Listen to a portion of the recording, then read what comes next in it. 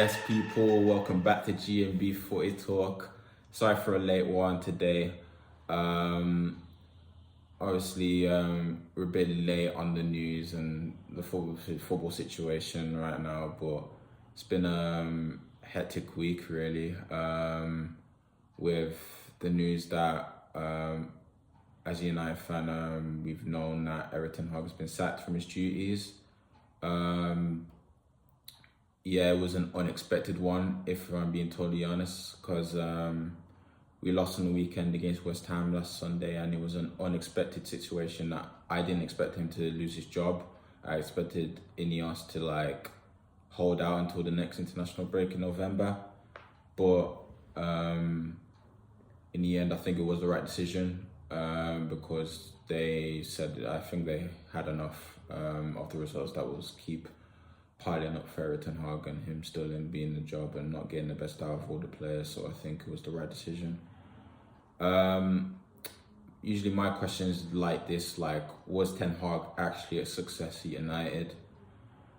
In my opinion, no and yes at the same time, but I'm leaning towards no because of the progression in the league, which is bread and butter for United, because we didn't really like the football we're playing, the style, the progression we was trajectorying from the football from the second season till now. But I think the first season was a success as well. In terms of getting top four, getting the trophy, him being able to adapt to the players they had at the time. I think he did have some rough patches. I think in the press, even with the press, with the Ronaldo situation, Sancho situation, the David De Gea situation, loads of numerous things they had at the press they struggled with, and I think it swallowed him a little bit. I think it swallowed him a lot when he had to come with the press. So I think he struggled with the communication with the press and with the fans as well. So I think that was probably one of his downfalls of being a Manchester United manager. So I think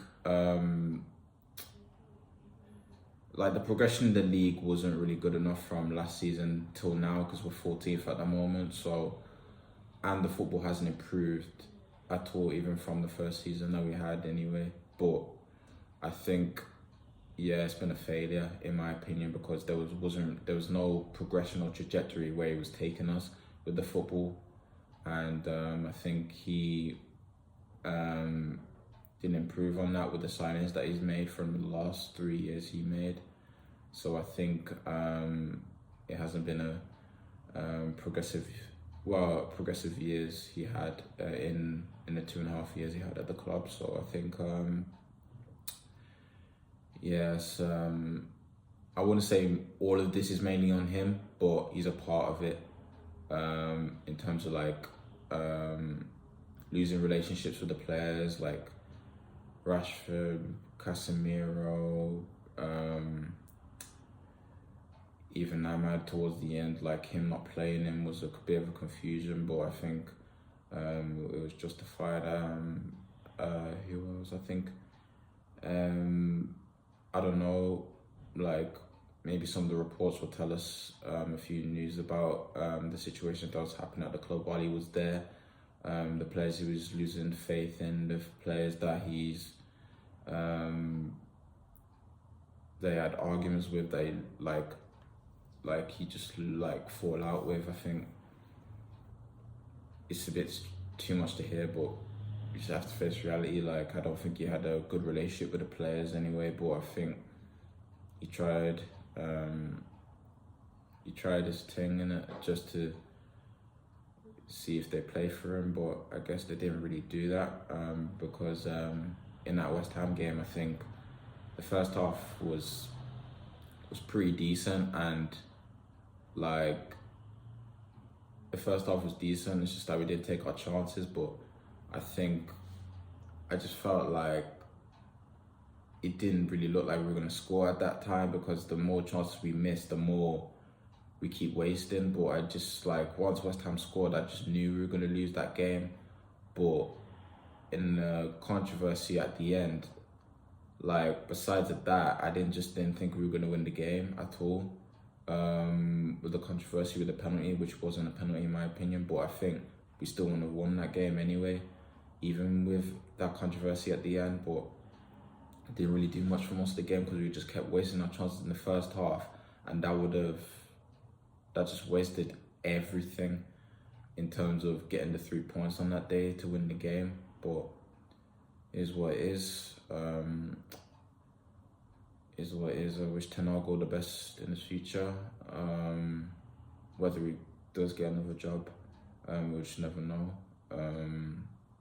I guess we move forward.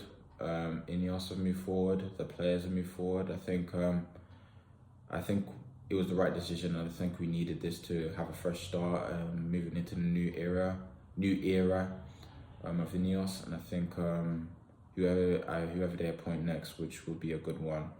Oh, and well, he's been announced anyway, so with Amarim, so I think he'll be a good one, which is their guy. So I think hopefully we'll move into